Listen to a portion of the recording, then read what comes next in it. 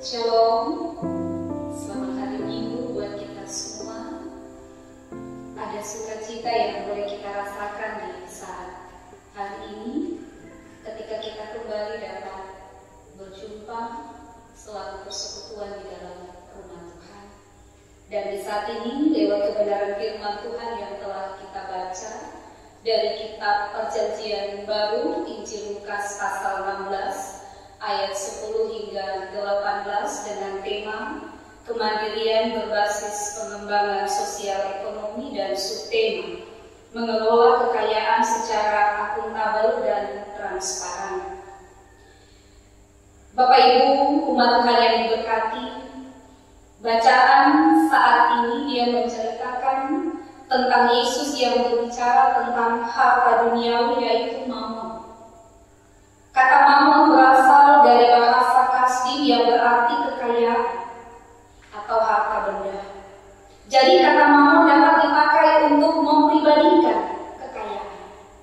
Kata mamon sendiri, kalau kita baca di dalam Alkitab itu hanya disebut 4 kali.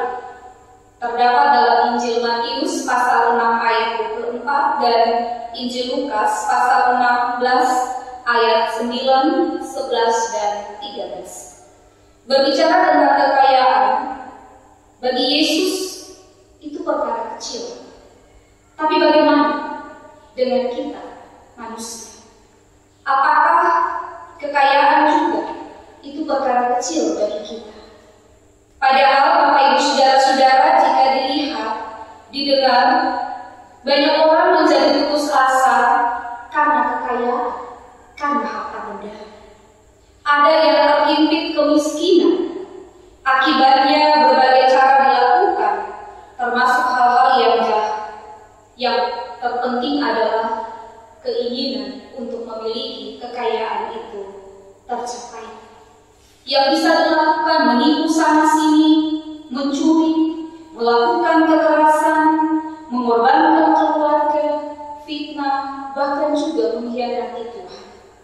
Ada juga yang marah sama Tuhan, tidak lagi percaya dan mengandalkan Tuhan, tetapi justru mengandalkan kekuatan diri sendiri, bahkan juga mengandalkan kekuatan di luar Tuhan.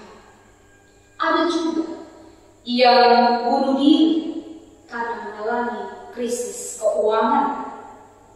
Banyak pengusaha-pengusaha yang mengalami kebangkrutan juga menjadi stres dan lain sebagainya. Lalu Bapak Ibu Saudara-saudara, bagaimana masih bisa dikatakan kekayaan itu perkara kecil? Yang miskin stres karena tidak bisa memiliki apa yang diinginkan, tidak bisa menikmati kesenangan dan kenikmatan dunia ini. Yang kaya juga stres, bunuh diri hanya karena kekayaan dicuri, kekayaannya merosot, mengalami krisis dan lain sebagainya. Itu dilihat dari sisi manusia.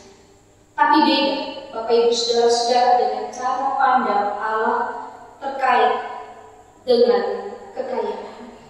Tuhan Yesus mengatakan itu perkara kecil dan ada alasannya. Yang pertama, kekayaan tidak menjamin kebahagiaan, tidak menjamin keselamatan yang kekal.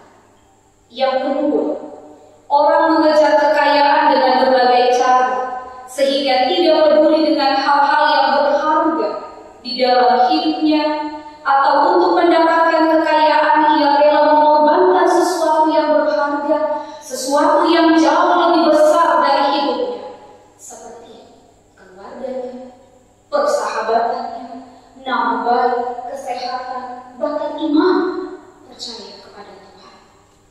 Bapak Ibu Saudara-saudara, jika dalam hal ini saja sudah tidak bisa dilakukan, sudah tidak bisa dipertanggungjawabkan, sudah tidak bisa dihargai, sudah tidak bisa dikelola dengan baik dan benar sesuai dengan kehendak Tuhan, secara akuntabel dan transparan, secara tertanggung jawab dan terbuka, lalu pantas untuk diberikan kepada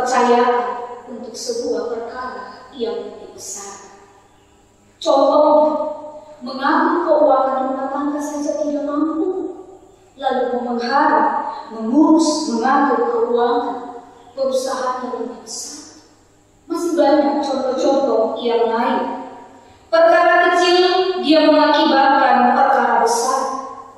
Bapak Ibu saudara-saudara umat Tuhan, itu karena pengelolaan pemanfaatan yang tidak benar, tapi juga karena pemahaman yang keliru tentang kekayaan.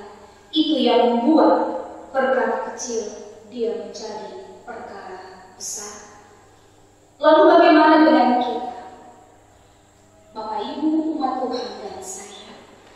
Apakah saat ini kita masih sedang mengejar kekayaan dengan tidak akuntabel dan transparan, atau masih tetap memperoleh dan mengelola dengan cara yang benar? Apalagi dalam masa-masa pandemi COVID-19 saat ini, walau kita sudah masuk dalam masa tatanan hidup baru atau disebut dengan new normal, tetapi dampak lockdown karena COVID itu masih terasa. Bapak Ibu saudara-saudara semua, itu dia berulang kepada setiap pribadi kita. Tetapi ingat bahwa apa yang kita buat di saat ini, dia mempengaruhi langkah kita ke depan untuk menerima sebuah tanggung jawab selanjutnya. Lalu apa maksud Tuhan Yesus dengan kata, jika kamu tidak setia dalam hal mamon yang tidak jujur, siapakah yang akan mempercayakan kepadamu harta yang sesungguhnya? Dan jikalau kamu tidak setia dalam harta orang lain, siapakah yang akan menyerahkan hartamu sendiri kepadamu?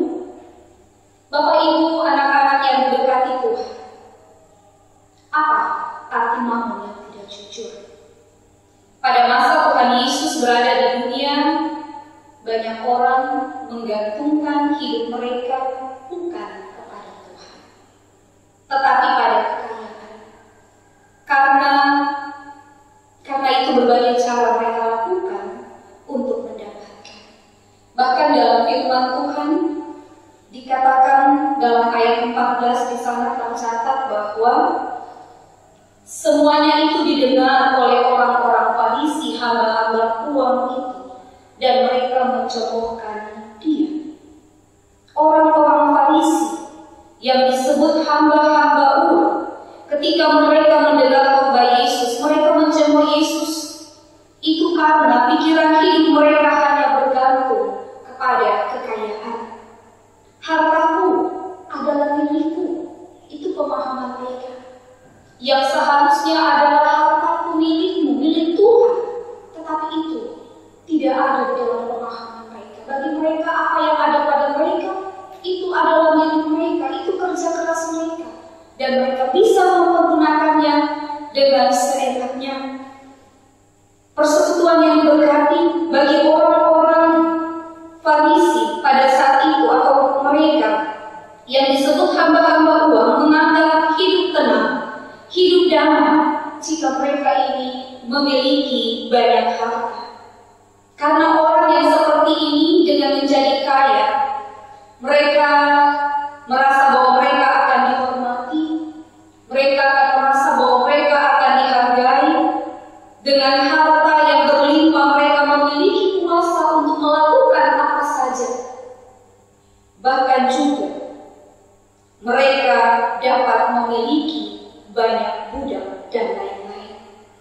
Tetapi apakah memang demikian, Bapak Ibu saudara-saudara? Apakah kekayaan itu dapat melindungi? Apakah kekayaan itu dia dapat memberikan keselamatan dalam kehidupan seseorang? Bapak Ibu saudara-saudara, tidak. Kita dapat baca itu di dalam Injil Lukas pasal 12 ayat 16 sampai 21 yang menceritakan tentang orang kaya yang bodoh. Semasa hidup dia telah berusaha dengan berbagai cara untuk menjadi kaya. Dia telah memiliki segalanya. Bahkan ketika tiba waktunya untuk dia akan menikmati segala kerja kerasnya, untuk menikmati harta bendanya, Tuhan mengambil nyawanya. sehingga ia tidak dapat menikmati semua usahanya, segala jerih lelahnya. Dan itulah yang akan dialami oleh orang yang tidak mencari dan mengelola kekayaan dengan baik dan benar, yang hanya mengumpulkan harta bagi diri sendiri dan bukan untuk kemuliaan Tuhan. Bapak, Ibu, saudara-saudara, kekayaan hanya memberikan ketentraman semu. Manusia selalu dibuat merasa kurang, sehingga ketamakan terus menguasai, untuk terus dan terus ingin menguasai tanpa peduli apapun dan siapapun. Kekayaan tidak lagi dikelola secara akuntabel atau tertanggung jawab dan transparan, secara terbuka dan jujur. Dan inilah yang dimaksud tidak setia dalam hal mamon. Lalu bagaimana kita bisa menjaga harta yang sesungguhnya? Bapak, Ibu, saudara-saudara, kata harta dalam bahasa Yunani yaitu aletinos, yakni kebenaran. Ketika kita tidak benar dalam menghandle keuangan, maka kita tidak akan dipercaya Tuhan untuk menerima kebenarannya, dan juga sebaliknya. Jika kita masih mengejar mamon dengan cara yang tidak benar, tidak jujur, kita masih mengorbankan sesama kita, melakukan ketidakadilan, mengandalkan mamon dan menjadikannya sebagai tujuan hidup kita dan bukan Tuhan. Bagaimana Allah, Sang Pemilik kehidupan, sumber berkat, akan memberikan tanggung jawab itu bagi kita untuk mengelola dan menikmati berkat-Nya. Kalau dalam hal ini kita menduakannya, kita mengkhianatinya, jangankan untuk Tuhan, keluarga yang kita korbankan, bagaimana kita bisa menuntut yang lebih besar, sedangkan yang sudah dikasih oleh Tuhan kita tidak mampu untuk mengelola, kita tidak mampu untuk memanfaatkannya, menggunakannya dengan baik. Kita tidak bertanggung jawab atas apa yang Tuhan berikan bagi kita. Bapak, Ibu, anak-anak umat Tuhan yang diberkati, melalui firman Tuhan saat ini kita belajar yang pertama, setia kepada Tuhan dan kebenarannya, serta melakukan kehendaknya dan bukan pada mamon. Sebab kita tidak bisa mengabdi pada dua tuan. Yang kedua, berlakulah jujur dan jangan tamak, lalu membuang hal yang sangat berharga yang menopang langkah kita selanjutnya demi sesuatu yang sia-sia dan yang tidak kekal. Yang ketiga, selalu bersyukur dengan apa yang Tuhan berikan, mengelola dan mengerjakannya dengan setia dan tanggung jawab, meskipun bagi kita itu kecil dan di mata manusia tidak ada apa-apanya. Percayalah, Tuhan melihat dan Tuhan akan memperhitungkan itu dalam kehidupan kita. Yang keempat, tetap menjadi saluran berkat bagi sesama dan bukan justru sebaliknya menutup saluran berkat bagi sesama dengan ketidakadilan. Yang kelima, fokus dan tekun kerjakan tanggung jawab yang dipercayakan Tuhan kepada kita. Sekali lagi, apapun itu, tetap kerjakan, lakukan dengan penuh tanggung jawab, penuh